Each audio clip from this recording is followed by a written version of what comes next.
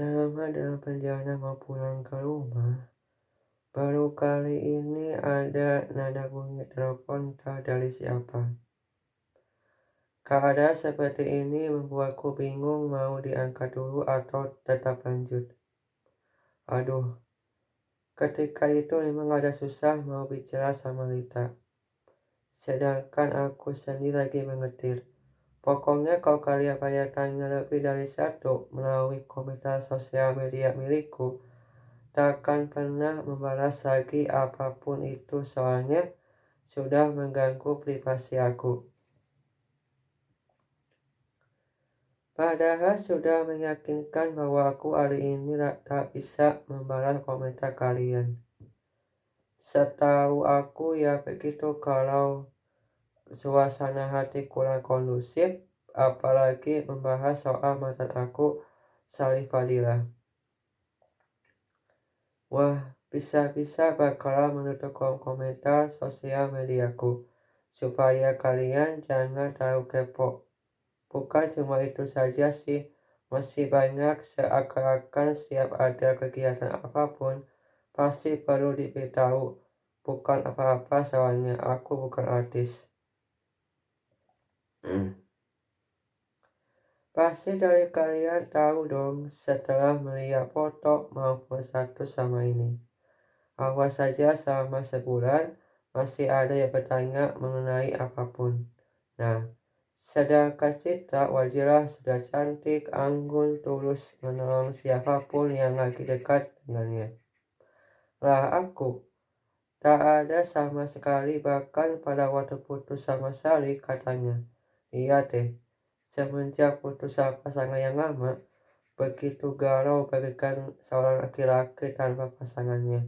Dan enggak semangat menjalani kehidupan di dunia. Aku sama sekali enggak kena padanya. Kenapa Anda seolah kena padaku? Kalau memang ada usaha pribadi denganku ya tinggal bicara berdua, enggak usah bilang ke siapapun. Lantas Anda mengerti mengenai perasaanku semenjak sudah putus. Kalau semisalkan belum tak perlu membicarakan tentangku. Cukup sekali saja, selebihnya terserah mau bicara tentang apa. Asalkan sekali lagi jangan pernah membicarakan berkaitan dengan pribadi aku. Kadang memberitahu melalui sosial media sulit sekali dipahami oleh mereka. Jadi sebisa mungkin perlu sabar deh menghadapi kalian. Bukan berniat ingin sombong atau bagaimana. Setidaknya mengerti perasaan saat ini. Apakah sudah membaik kah atau malah sebaliknya? Nah, begini nih, kalau keadaan tertentu belum mampu memahami per kalimat yang sudah kuucapkan dari tadi.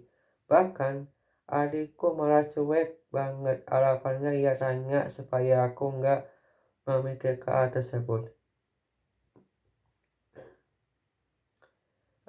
Tak terasa sebentar lagi bakal sampai nih. Kenapa jantung aku malah deg-degan banget. Padahal nggak punya salah apapun di luar. Apalagi sama kegiatan di kampus belum pernah bertengkar sama kakak tingkat. Mudah-mudahan saja kesabaran kita lebih mendalam bicara dari ayah. Aku nggak mau ikut campur urusan masalah di sekolah. Terutama ada panggilan oleh BK. Wah, makin bimbang dan gelisah sekali. Namun menurutku bakal terjadi pertengkaran sih karena sudah sesuai sama kata ayah, suka mudah emosi kalau misalkan anaknya punya masalah di luar rumah. Tak bisa pungkiri juga bunda pun gak bisa berbuat apa-apa, meski Citra anak kesayangannya. Bukan berarti harus melawan ayah. Dari situlah aku beranggapan bisa saja membicarakan dengan kepala dingin, asalkan kedua pihak menemukan solusinya. Jangan sampai adikku malah makin benci kepada ayah sendiri. Ini sudah semestinya kasih tahu padanya sebelum ayah datang ke rumah, karena sudah kelihatan dari jarak jauh bahwa mobil ayah belum datang ke rumah. Pasti banyak kerja, semestinya hari ini sudah selesai dan mengontrol para karyawan supaya tidak bermalas-malasan ketika kerja. Wah, usaha kerja keras ayah paling jago daripada harus menyelesaikan sebuah masalah pakai kepala dingin. Sebenarnya harus menyelidiki lagi di dalam diri ayah ada apa. Membuatnya seringkali salah paham ketika ada seorang yang lagi butuh bantuan, malah mengusirnya pakai bahasa toksik.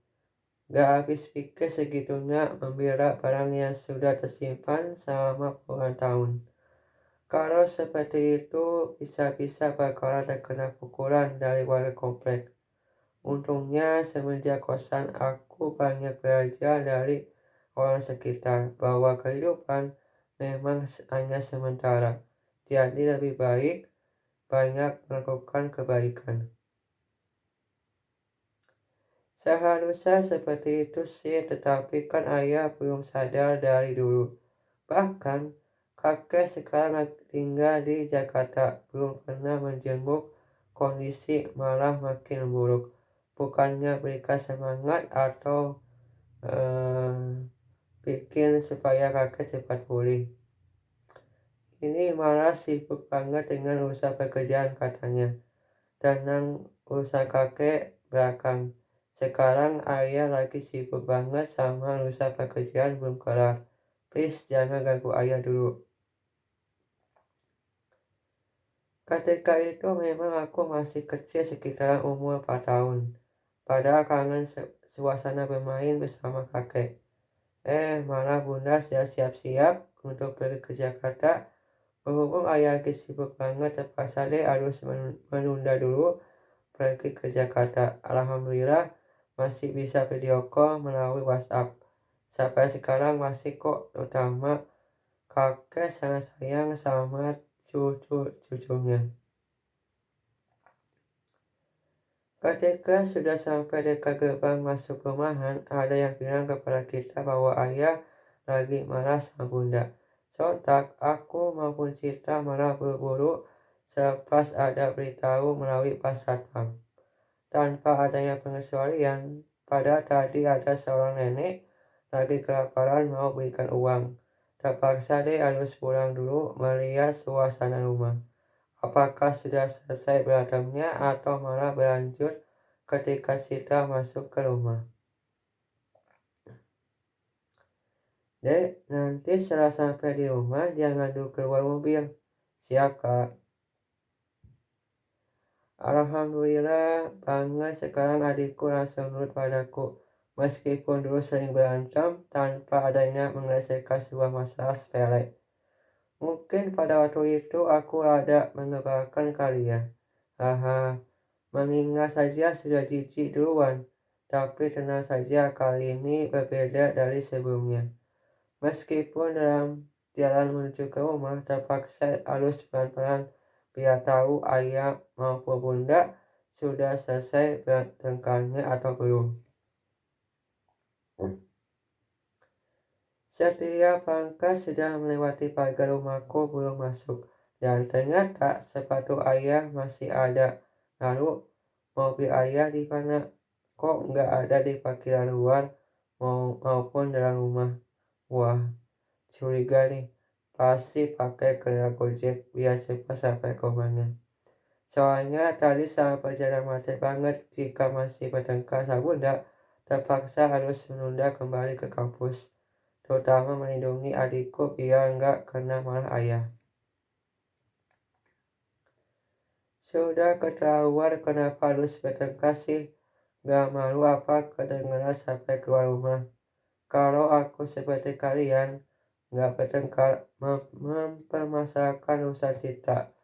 Bunda terlalu sayang kepada adikku, sedangkan ayah melakukan suatu bukan kepribadian asli dalam berperilaku. Sebenarnya aku tahu dari dulu ketika ada pembahasan mengenai hal ini. Walaupun belum tahu dewasa dalam berpikir, ia sudah nurut saja apa yang dibilang oleh orang tuaku.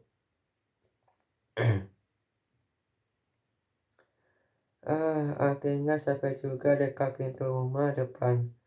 Meskipun sepi, tak ada terjadi pertengkaran. Siapa suka pintu hanya berlaku di rumah aku doang. Tak kenapa harus memakai alat ini. Jadi ribet. Harus bilang bahwa aku adalah anaknya. Kan urusan teknologi bukannya gak mau yang sudah ayah berikan kepada kita. Kalau misalkan mau masuk ke rumah, harus bilang ini ya, awas loh. Jangan sampai lupa. Ujar ayah sambil menunjuk kertas tulisan. Hingga akhirnya bisa masuk ke rumah. Tunggu dulu lah. Kok sepi banget, gak ada siapa-siapa di rumah. Pasti pas satpam sedang ngeprank kita berdua, katanya. Cepat duluan ke rumah, ayah bunda kalian lagi bertengkar. Pantas saja dari tadi nggak ada pertengkaran sama sekali.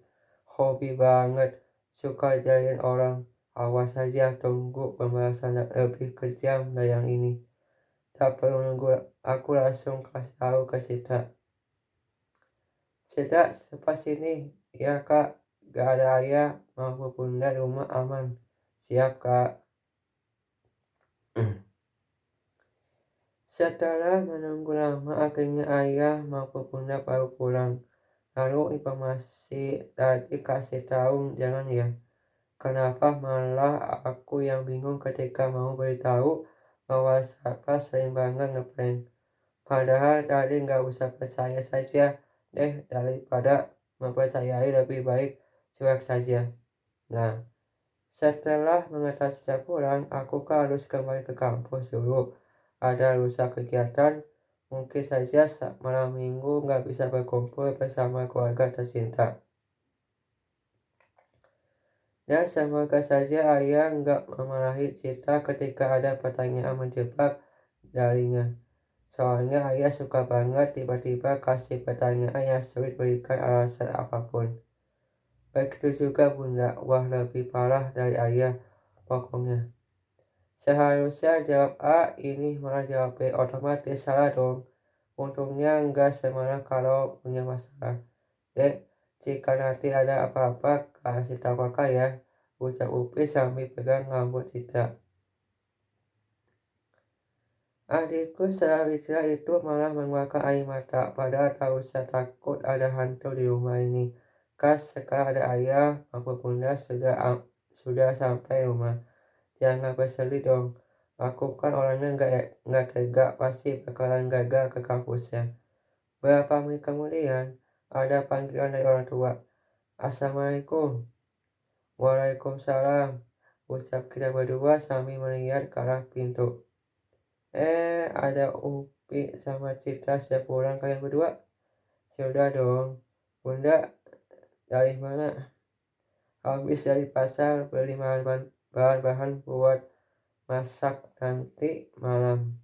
Ucap bunda sambil peluk kedua anaknya. Lalu, ayah mana bunda? Kok nggak masuk ke rumah? Tanya Upi mendadak jadi kangen. Oh, ayah langsung ke kantor lagi, ada pekerjaan belum selesai katanya. Kata bunda mengelus kedua rambut kita. Alhamdulillah aku bisa memeluk bunda lagi terakhir ketika sebelum punya melahirkan Citra. Setelah itu jarang banget memeluk bunda. Bahkan ayah pun sama sekali belum pernah dari kecil sampai sekarang. Pokoknya jangan berpikiran negatif dulu. Mungkin saja banyak pekerjaan seperti biasanya, walau dari lubuk hatiku ini sekali melihat ayah maupun bunda bisa berkumpul seperti sedia kala. Gak memikirkan persoalan pekerjaan dulu. Lantas kenapa tadi selama perjalanan pulang ke rumah mau ada pembicaraan serius? Nah sekarang malah nggak hadir di rumah. Sudah jauh-jauh sambil mengendarai mobil dengan kecepatan tinggi. Malah nggak jadi. Gak apa-apa asalkan pekerjaan cepat kelar dan bisa berkumpul di hari lain. Ketika aku bisa menginap selama 2 hari, lumayan lah, cuma 2 hari sudah cukup untuk berbincang sama mereka walau terasa lelah harus pulang pergi. Rasa kecapean bakal menghilang begitu saja ketika sudah bertemu sama orang tuaku. Nah, kenapa nggak bilang saja ke bunda persoalan pertengkaran Citra melawan kakak kelasnya? Tetapi kan mumpung nggak ada ayah di sini.